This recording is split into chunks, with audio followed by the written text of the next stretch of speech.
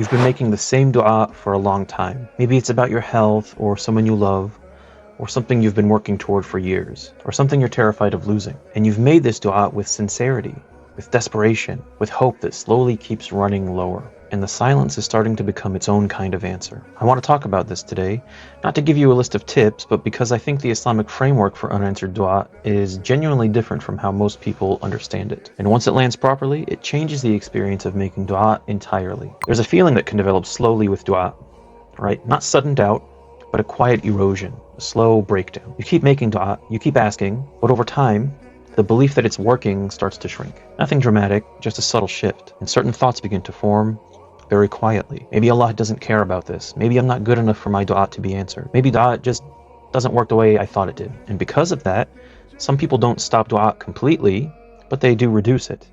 They ask less. They hope less. Because hoping starts to feel painful.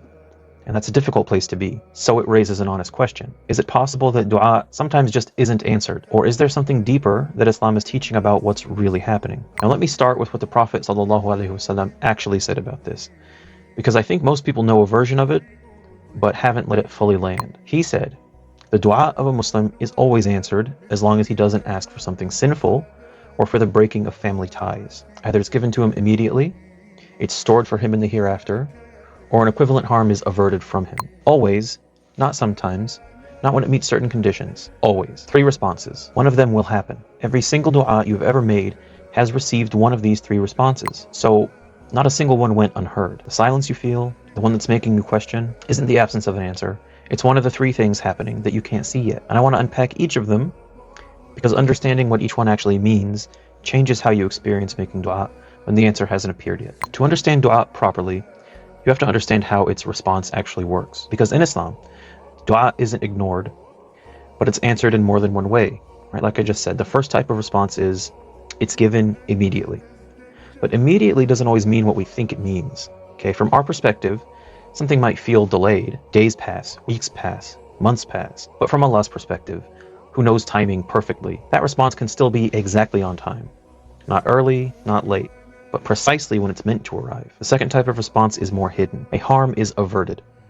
Something you asked for may not come, but something else is kept away from you instead. And you don't always see that. You don't see the job that would have broken you, the opportunity that would have led you somewhere harmful, the relationship that would have caused damage.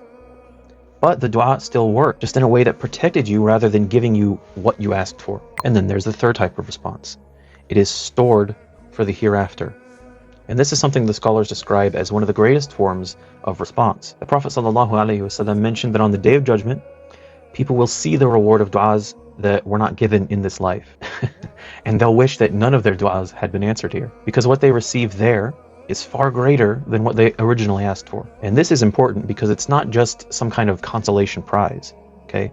It's not, you didn't get it, so here's something else instead. It's a transfer from something temporary to something far more valuable and lasting. So dua is always responded to, but not always in the way we expect. And that's where understanding has to deepen. But knowing the 3 responses intellectually doesn't always stop the ache of not having the specific thing you think you need right now. And I want to be honest about that rather than just skip over it, because I think there's a second question underneath, why is my dua not being answered? And it's the one that actually needs to be addressed. So in the scholarly tradition, there's also discussion about what can delay or block the response to dua. Scholars mention things like consuming what is haram, right? Earning through what is not permissible, or asking for something sinful. These all affect the state in which a dua is made. But there's one factor that comes up again and again, and it's the most common: impatience.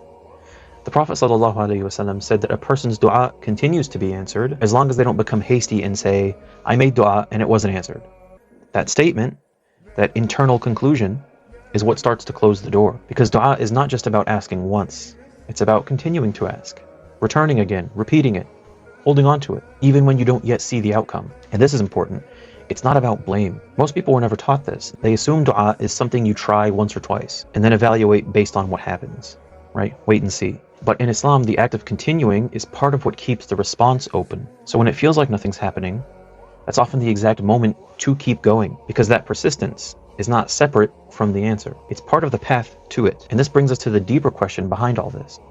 Not just, is my dua being answered, but do I believe Allah is good even when he says no, even when he delays. Because that's what husn al-dhann, having a good opinion of Allah in this case, really looks like in practice. Not only when things go your way, but especially when they don't. And when you look at the stories in the Quran, you see this clearly. Ibrahim alayhi salam made dua for his father. Musa alayhi salam made dua for his people. The Prophet sallallahu alaihi wasallam made dua for his uncle Abu Talib. Not every dua was given in the exact way it was asked for, but none of those duas were meaningless, because every one of them was part of a relationship with Allah, and every one of them was met with something, even if it wasn't what was originally requested. And this shows you something important. Dua is not a transaction.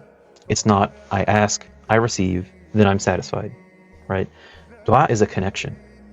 It's turning to Allah, especially when you don't understand what He's doing. So even when you don't see the outcome yet, the dua itself is not empty. It is the relationship itself, right? Being maintained moment by moment. So how do you actually move forward with this? First, keep making the dua, even if it's been a long time, even if it feels like nothing has changed, because continuing is the opposite of impatience, and it's what keeps the connection open. Second, do a quiet audit of your income and what you consume, not in a harsh or self-blaming way, but honestly, because what we take in financially and physically affects the state of our dua. Third, expand your dua. Instead of only saying, Ya Allah, give me this, say, Ya Allah, give me this, or what is better for me, because sometimes what you're asking for is limited, and widening the request allows something better to come through. Fourth, add salawat before and after your dua, right? Sending blessings upon the Prophet ﷺ. He taught that a dua surrounded by salawat is not rejected. It's a way of elevating what you're asking. And finally, be mindful of the times when dua is more likely to be accepted, like the last third of the night, between the adhan and the iqamah, while you're in sujood during salah, when fasting, and especially at the moment of breaking the fast, and the special hour on Jum'ah, okay? These are openings, moments where the door is already more open, so you step into them with your dua. And taken together, these are not complicated steps. They're ways of staying consistent, even when the answer hasn't appeared yet. Now, the key thing to understand is this. Silence is not abandonment. Delay is not rejection. And the dua that you've been making, every single one, has been heard. All of them. Every time. What feels like unanswered prayer is one of three things happening that you can't fully see yet. One of them, or some combination of them, is the reality of every dua you've ever made. You're not talking to an empty sky. Keep making the dua. Not because you're sure of the outcome, but because maintaining that connection, continuing to turn to Allah, even when you can't see what He's doing, is itself the highest form of trust. If this gave you something, subscribe. And if you know a Muslim who's quietly losing hope in their dua, send them this. It might land at exactly the right moment.